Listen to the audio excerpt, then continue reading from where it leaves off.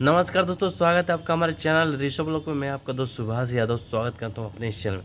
तो जी हाँ दोस्तों, खेसारी लाल यादव का एक और ज़बरदस्त सॉन्ग कल आ रहा है जिसका नाम है दरदिया और वेब म्यूजिक पर आएगा। और इसमें आपको खेसारी लाल का आवाज़ है और इसमें आपको तनुश्री और खेसारी लाल का एक्टिंग और डांस दोनों देखने को मिलेगा।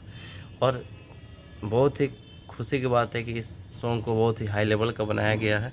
तो खेसारी लाल के जितने फैन उनके लिए तो खास करके बहुत ही खुशी की बात है, क्योंकि कुछ लोग चाहते हैं कि खेसारी लाल को एग्रीमेंट में बांध के रख देंगे।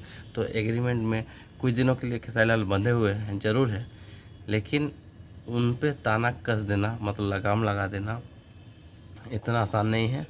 और लोग जो चाहते हैं कि खेसारी लाल का लाइफ बर्बाद कर देंगे, तो इतना आसान नहीं है बर्बाद होना, क्योंकि बनाना और बिगाड़ना ये सब भगवान के हाथ में है। और जैसा समय वैसा होगा, और क्या, इतना टेंशन लेने की बात नहीं है। तो कल अपलोड 7 बजे रिलीज हो रही है सॉन्ग वेब म्यूजिक के ऑफिशियल चैनल पे। तो आप लोग जाइए, इस गाना को ढेर सारे प्यार दुलार और ज़रूर दीजिएगा।